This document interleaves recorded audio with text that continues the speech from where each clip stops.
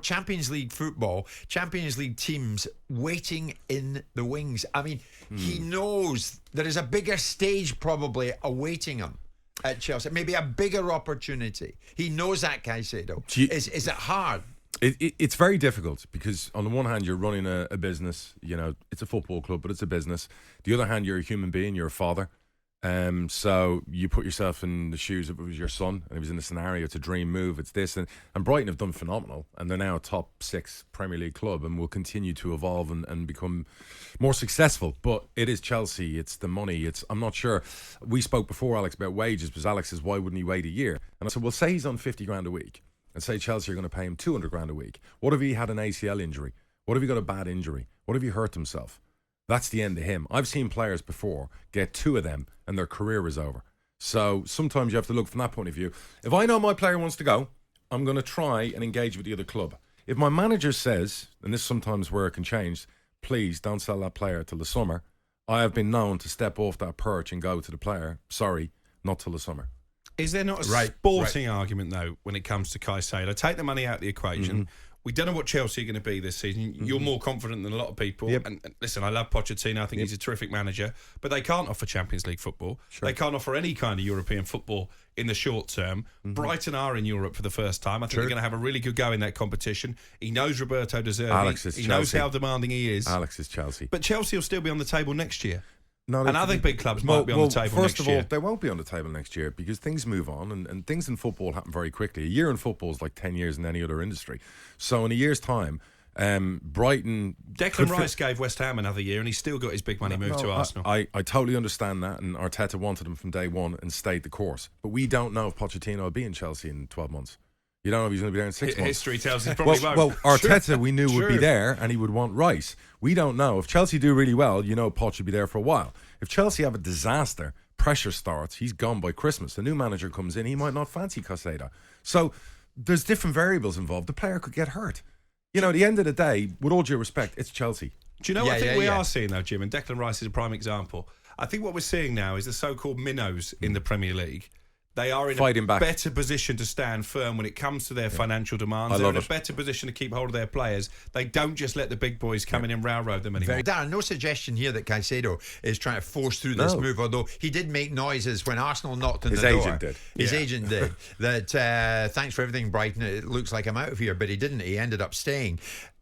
Does it put you as an owner in a tricky old predicament? When the agent and the player start combining their forces and saying, do you know what, let's get this going, let's get the pot boiling. I've had it before where, I've said to Barry no about a player. Barry Fry? Yeah, of course, and he'll relay it to the player or the club or whatever, because, I had it last January in the Championship.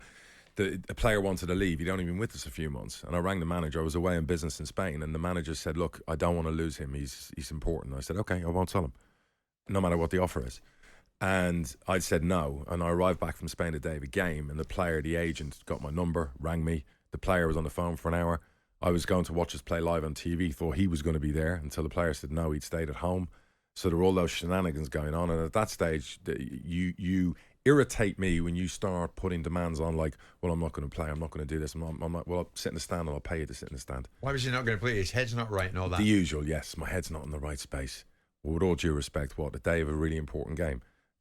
We pay you. We always pay you on time. Do your job. Listen, I'm a human being. I understand that people have their own issues. So there are certain circumstances, and I'm sympathetic. So what I said to the player at the time, there's 4 months left in the season. Give us your best 4 months, and I guarantee you and give you my word, I'll do a deal and get you a move in June, July. Gee. I know it's tricky. I mean, we do it with Simon. We see it from a different perspective. Former owner. This fella's a current owner. Yeah. I mean, the pressure on you, and I get it, Darragh. I get it. It's relenting, isn't it? It is relenting. I once sat with Ivan Toney's agent and his dad in my office, and Barnsley at the time were in, and the agent it was his previous agent, wanted him to go to Barnsley. So I came in, it was 2 hours before a game. I sat down, the first thing I said was to his dad, fire him. My dad looked at me like I had 2 heads. I'm like, fire him, the agent.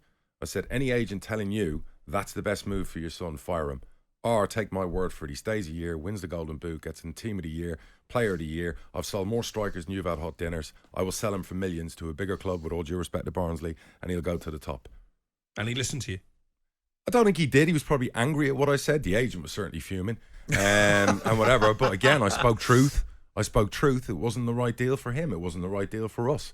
And a year later, I sold him during COVID to Brentford. So sometimes you have to be honest. I understand that that club at the time were probably offering him double the wages we were. Yeah. But in the end, based on my advice, you need to pick your moment. He got probably 12 times the wages a year later. And it was exactly right. It was too soon at the time. Sometimes you have to, walk before you run. That's that old saying in life. Sure. Alex, Chelsea fans getting in touch, Brighton fans getting in touch. There's one, no name in it. How can Caicedo be worth 3 McAllisters? Well, the answer's quite simple there, is because whoever is advising Moises Caicedo, and I know who it is, didn't have the foresight when he signed the new contract in January to insist on any kind of release clause. McAllister, on the other hand, signed the new deal just before the World Cup, and there was a release mechanism. What a deal that was. Yeah, there's another one. Neil in Hastings. Regarding Brighton, take the 80 million quid, get Colville in. Gallagher on a 2-year loan. In Bloom and Barber we trust. Great shout. Incidentally, Darragh's brilliant. I mean, that's not a bad shout, is it? It's a great shout. And what I love is that, Brighton are this modern club, beautiful stadium. They're building and building. They're now in Europe. You wouldn't bet against them doing well in Europe. And the players they unearth. They're a brilliant club. Yeah, well. I mean, I look at some of their players as a Liverpool fan. Forget about Peterborough. And we've had Ben White on loan, by the way.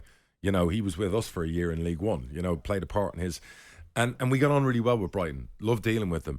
And you just watch them, and again, it's envy. It's not jealousy. Jealousy is an evil word for me. Envy is healthy. And I look at them and I'm envious of what they do, and I'm happy for their fans. But that model can only last a certain amount of time, Alex, can't it? Well, we've seen Southampton had something similar. I was going to say, welcome to the Championship. Yeah, I think I've got more faith in the people at the top at Brighton than I did have in Les Reed, who was in charge at Southampton at the time. That's harsh. I think he got a bit fortuitous when it came to Ronald Koeman and Pochettino, of course, as we know, wasn't actually Les Reed's appointment. It was Nicola Cortese, who almost stumbled upon him by accident. They had that fella named after a bird, because I had a row with him back in the day. Nicola, is that his name or whatever else? Yeah, but he tried to buy Mikel Smith. He offered me 250 grand from him.